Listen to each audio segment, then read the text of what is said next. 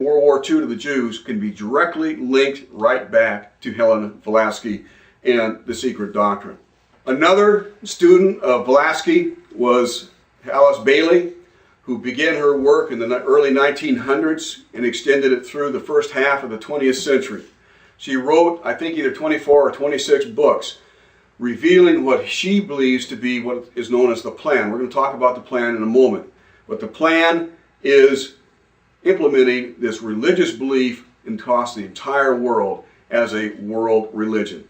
What she says on page 511 and 13 is that the Masonic movement will meet the needs of those who can and should wield power. It is the custodian of the law. It is the home of the mysteries and the seat of initiation. It is a far more occult organization that can be realized, and is intended to be the training school for the coming advanced occultists. In its ceremonies lies hid the wielding of the forces connected with the growth and life of the kingdoms of nature and the unfoldment of the divine aspects of man. Now notice how she relates or brings together the kingdoms of nature and the divine aspects of man. This has been the case right since the days of Nimrod, where Nimrod believed that human beings could become God and were involved in all things of nature. Going on, in the comprehension of symbolism, there will come the power to cooperate with the divine plan. The divine plan is to usher mankind into godhood. There is no disassociation between the one universal church, the sacred inner lodge of all true Masons, and the innermost circles of esoteric societies. So she links Freemasons, the occult religion, and the desire to create man into godhood, which is coming with the age of Aquarius. Manly Hall was a 33rd degree Mason and a historian of the Masonic movement. And he goes on to say, yet if the so-called secrets of Freemasonry should be shouted from the housetops, the fraternity would be absolutely safe, for certain spiritual qualities are necessary before the real Masonic secrets can be understood by the brethren themselves. In other words, the Masons, as they go through the various initiations, have no understanding of what it really means until they reach the final level, which is the 33rd level, even though all through this time they believe there's only 32 levels, and most of them, 99% of them, never make it past the 32nd degree. And as a consequence, very few Masons really understand the true meaning of Masonry. He goes on to say, hence the alleged exposures of Freemasonry that has been printed by the thousands and the tens of thousands since the 1730s down to the present hour cannot injure the fraternity. They reveal merely the outward forms and the ceremonies of Freemasonry.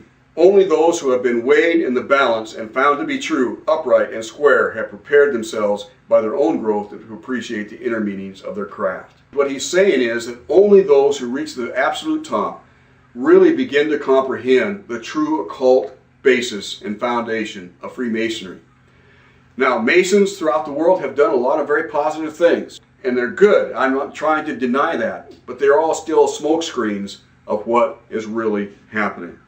Foster Bailey, the husband of Alice Bailey, also a 33rd degree Mason, in the book Spirit of Masonry, says, stage by stage, they, the spirits, we would call them demons, assist in the unfolding of the consciousness of the candidate until the time comes when he can enter into the light, which is Satan, and in his turn become a light bearer, one of the Illuminati. You've heard that expression before. It's a real thing I'll be talking about in a moment. Who can assist the lodge on high in bringing humanity into light. Helen Blavatsky defines who and what the light is. It stands proven that Satan, or the red fiery dragon, the Lord of Phosphorus, and Lucifer, the light bearer, is in us. It is in our mind. Our tempter and redeemer, our intelligent liberator and savior. So now we're seeing Satan cast in the form not only of the angel of light, but also a savior, as Christ is a savior. This is what they believe in. They have a right to believe what they want to, but at the same time, it's diametrically opposed to Christianity.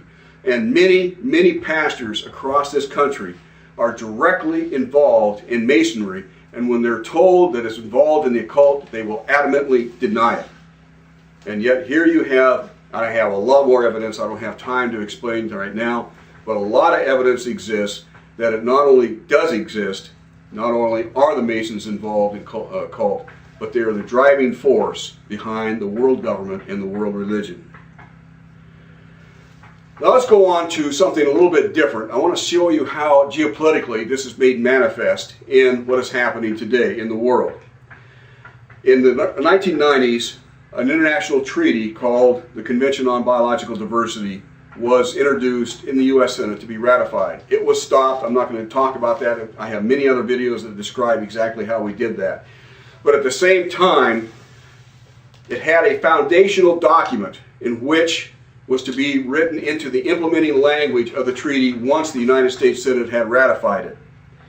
This was not known to the Senate. We got a copy to the Senate the day they were to ratify it, and that's how we stopped it, because they saw exactly what was intended.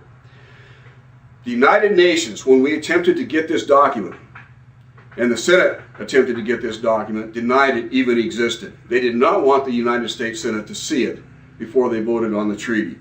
In section 12.2.3 on page 838, it says, "The Western worldview is characteristic of large-scale societies, heavily dependent on resources brought in from considerable distances. It is a worldview that is characterized by the denial of the sacred attributes of nature, which became firmly established about 2,000 years ago with the Judeo-Christian Islamic religious traditions." In other words, there you have it. Christianity, Judaism, and Islam, the monotheistic belief systems of the world, are responsible for all the ecological catastrophe that they see is happening in the world today. It's as simple as that. Christianity is the one to blame. Going on, for most of human existence, traditional societies lived by an ethical paradigm in which nature is valued for both in its own right and for its role in spirituality. Traditional societies have considered certain sites as sacred, where most human activities are prohibited. Most societies have also considered certain species as sacred. Notice that they lay out the two contrasts. One is pantheism and the other one is Christianity or monotheism. Monotheism is responsible for all the disasters. Traditional societies or pantheism is noted for its wonderful relationship to Mother Earth, our God, what they believe is God. And to do that, right in this United Nations document, they said that most human activities must be prohibited. They want to set aside, I'm not going to have time to go into this again, I have other videos that do this in detail. They wanted to set aside 1/2 of the world and America into wilderness in order to meet this goal. This is what the Convention on Biological Diversity was designed to do. It's amazing.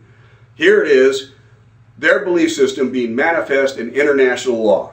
Going on, traditional or pantheistic societies tend to view themselves as members of a community that not only includes others, humans, but also plants and animals, as well as rocks, springs, and pools.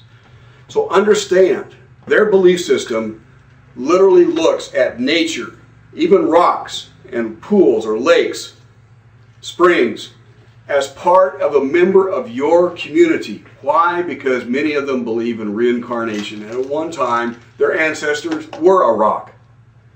Now that's extreme, I know, but understand, when they look at the whole concept of evolution, that word can be transposed as reincarnation as well. And therefore everything about Earth has equal value, and therefore we must protect all things of Earth, even at the expense of humanity. It goes on to say that people are members of a community of beings, living and non-living. Don't be fooled by the fact that because you have rocks out there is not a member of your community. Even though it is not living as we understand it, it still has equal rights to you and I. Thus, rivers may be viewed as mothers and animals may be treated as kin.